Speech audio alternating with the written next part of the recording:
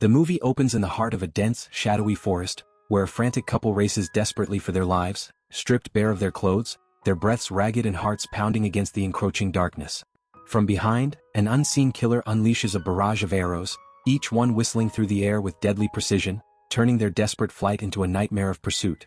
In a brutal crescendo, the arrows find their marks, piercing the lovers with merciless accuracy, and they collapse in a heap of bloodied limbs and fading cries. The killer emerges from the gloom, cold and methodical, hoisting their lifeless bodies like macabre trophies. With eerie deliberation, he arranges the corpses in a haunting tableau that eerily mimics the infamous painting of two doomed lovers, those tragic figures slain for daring to embrace a forbidden or condemned romance, their eternal gaze frozen in a mix of passion and peril. We cut abruptly to another pair, Sage and Diego, arriving at a sprawling mansion perched on the edge of a serene yet foreboding lake, where they've rented the place for a weekend getaway.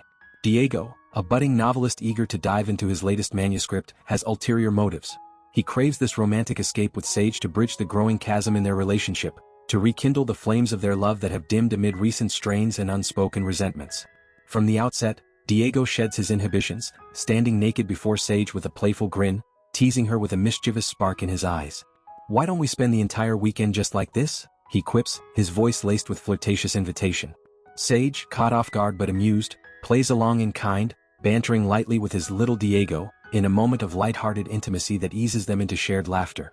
The air thickens with anticipation as they surrender to a private, passionate encounter, their bodies entwining in the soft glow of the mansion's rooms, whispers of affection bridging the gaps they've both felt.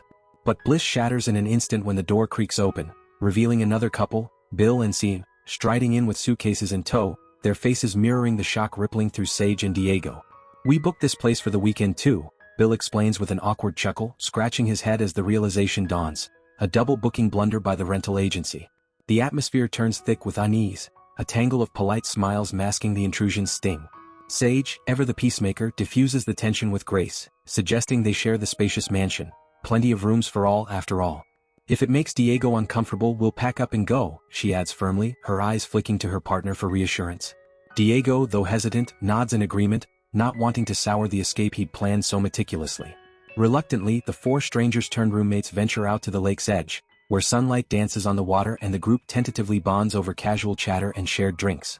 As conversations flow like the gentle ripples on the lake, Bill drops a chilling anecdote that casts a pall over the idyllic scene. "This lake's got a name for a reason, Bone Lake," he says, his voice dropping to a conspiratorial hush. "Years back, divers pulled up a whole pile of skeletons from its depths. Word is, back in the 1950s, some unidentified serial killer dumped his victims here, letting the water swallow their secrets." The story hangs in the air like mist, a subtle undercurrent of dread seeping into their laughter. Yet, amid the unease, Sage and Siwen begin to open up, their words weaving threads of vulnerability.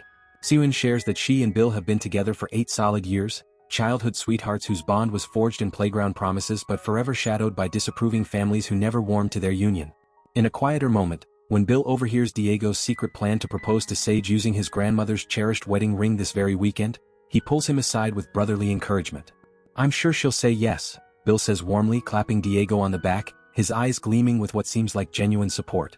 Over lunch, Siwen leans in with a conspiratorial smile, revealing her personal connection to one of Diego's favorite authors, a tidbit that could unlock doors for his writing career. "I could make some introductions," she offers breezily, her words laced with promise. What starts as wary coexistence blossoms into an unlikely camaraderie, the four toast to their budding friendship, clinking glasses under the fading sun. In a bold, uninhibited display, Bill and Siwen lock lips right there in front of Sage and Diego, their kiss deep and unapologetic, stirring a ripple of envy and inspiration. Emboldened by the charged atmosphere, Sage slips away later to the bathroom, her hand trailing down her body in a solitary bid for release, her breaths quickening in the steamy mirror's reflection. But Diego catches a glimpse through the cracked door, his surprise melting into a tender smile.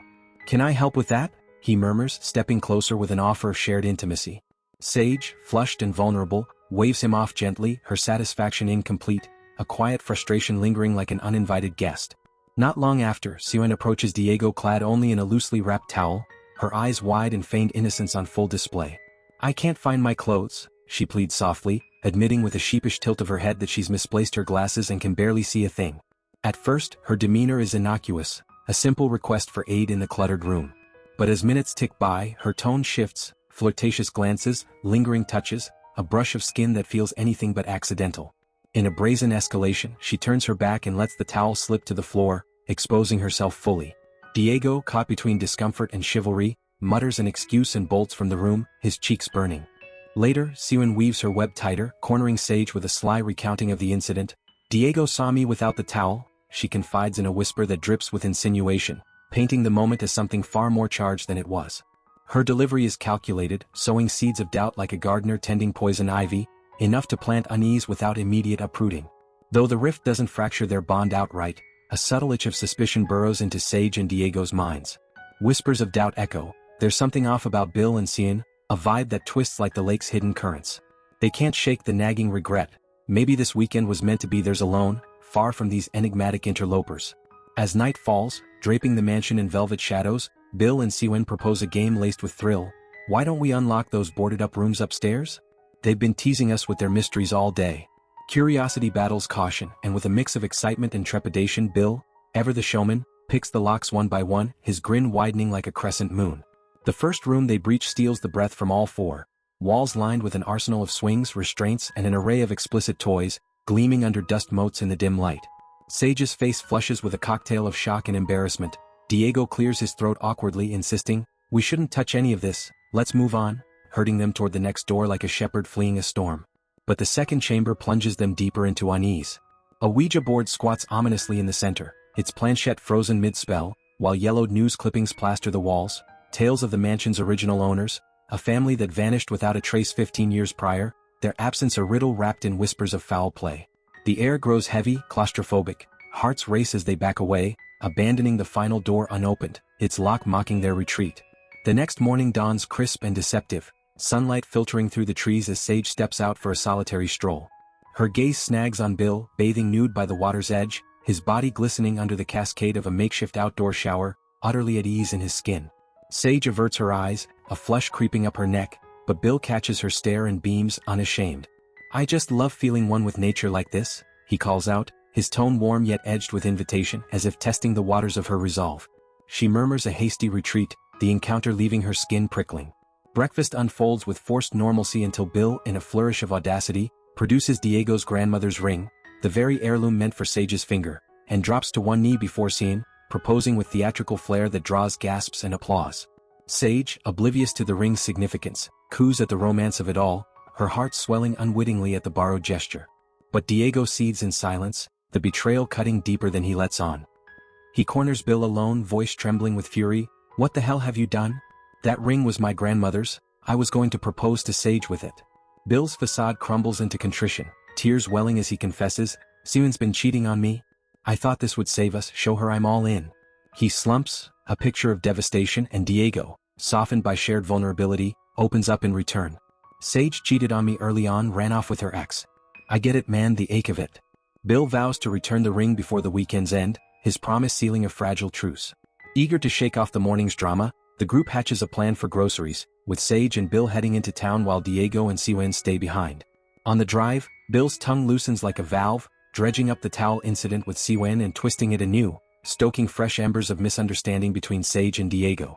He even fabricates a lie, claiming Diego spied on Sage in her most private moment of self-pleasure, whispering that her partner now fears she's unfulfilled in their bed.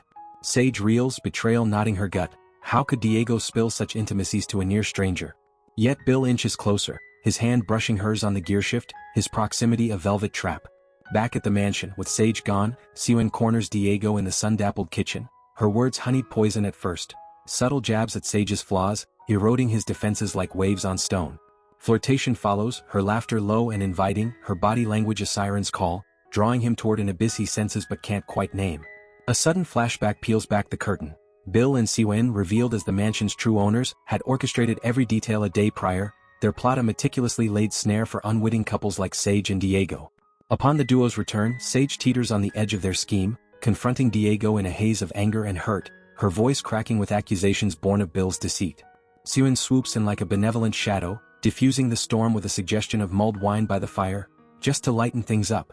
Sage hesitates, the day's suspicions warring with exhaustion, but soon yields. The spiced warmth loosens tongues and limbs.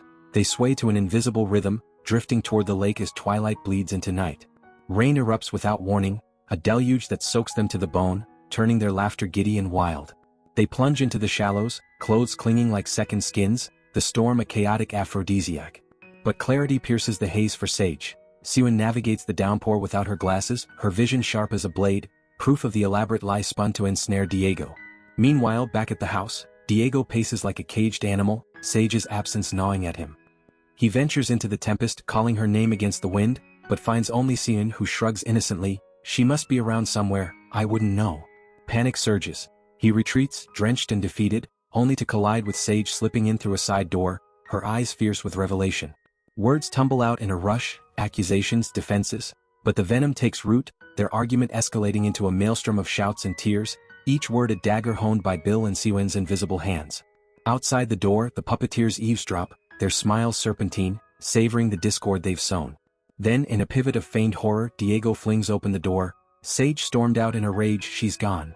He pleads for help, and Bill and Siwon spring into action, vanishing into the night like hunters on the prowl. The truth unravels in whispers. Sage, hidden nearby, confesses she'd feigned the wine's haze, her suspicions crystallizing earlier. They're playing us, pitting us against each other. Diego nods, the pieces slotting into place, their stolen car keys, the watchful eyes. United at last, they summon courage to shatter the lock on that forsaken final room, the one they'd fled before. Stepping inside is like breaching a confessional of horrors. A labyrinth of surveillance cameras blink like malevolent eyes, feeds capturing every corner of the mansion. Photos plaster the walls, Sage and Diego's candid shots mingled with those of prior couples, ghosts of games gone lethal. Tapes litter a table, intimate vignettes of fractured trusts, including Sage's bathroom solitude captured in cruel clarity. Amid the archive, an old snapshot freezes Bill and Siwon before the mansion, owners unmasked. The door bursts open, Bill and Siwon enter, unflinching, unveiling their charade. It's just a game, Bill intones with twisted benevolence, to test if your love can weather the storm. Prove it's unbreakable. Rage boils over, Sage and Diego roar their refusal, demanding escape over this twisted trial. Diego snatches the car keys from Bill's outstretched hand, and remarkably, they're allowed to flee without hindrance, the gate swinging wide like a mocking bow. But the game, as they soon learn, is far from over. As Sage and Diego buckle into the car, engine humming with salvation, Bill blocks the path, his confession a final barb. While you were out, I slept with Sage. Doubt flares anew, a poison arrow to the heart, but Sage denies it vehemently, her hand gripping Diego's with fierce certainty. He believes her, shifting into reverse, but Bill's vehicle rams them with ferocious intent, the world exploding into darkness. Revival brings agony. Bound with duct tape in the living room, Sage and Diego face their captor's unvarnished truth. Bill is Thomas Price, Siwon his sister Alice. Horror dawns as they recount their origin. A taboo teenage romance branded sin by the world, beaten raw by parental fury until they silence the source forever. We proved our love transcends all rules, Thomas sneers, by ending theirs. Now we invite couples here, tempt them to falter, and when they do, we end them too. In a surge of adrenaline, Diego wrenches free, bolting with Sage in tow as Alice lunges with a knife, her blade slicing air. Sage snatches a shard of glass, slashing back in desperate fury. Alice's face erupts in crimson ribbons, her scream a banshee's wail. Enraged, Thomas corners Sage with an axe pilfered from her grasp, taunting, "If you've got the guts, swing it at my head." He disarms her with sly precision, but she slips away, a shadow in the frenzy. Diego, leg pierced by Alice's vengeful thrust, retaliates with a fire poker to her calf, pinning her in shrieks of torment. Thomas charges, but Sage materializes like avenging fate, burying the axe in his skull with a cry that echoes through the house. He crumples, body convulsing in a grotesque ballet of final throes, splintering apart in a spray of finality. Sage and Diego stagger to the lake's dock, clambering into a boat as Alice, bloodied phantom, pursues with murderous intent. Diego's axe bites deep, severing fingers in a spray of gore. Another swing shatters her jaw, sending her tumbling into the depths. He guns the engine in reverse, the propeller churning her form into oblivion, the water churning red. Drifting to the lake's heart, battered but unbroken, Diego pries the grandmother's ring from Alice's severed finger, sliding it onto Sage's with trembling reverence. "Will you marry me?" he whispers, the question a lifeline amid the carnage. Sage's smile breaks through the trauma, soft and sure. Yes. Laughter bubbles up, raw and hysterical, two survivors toasting their forged bond. Then, as abruptly as it began, silence descends, a vast, echoing void. And with that haunting hush, the movie fades to black.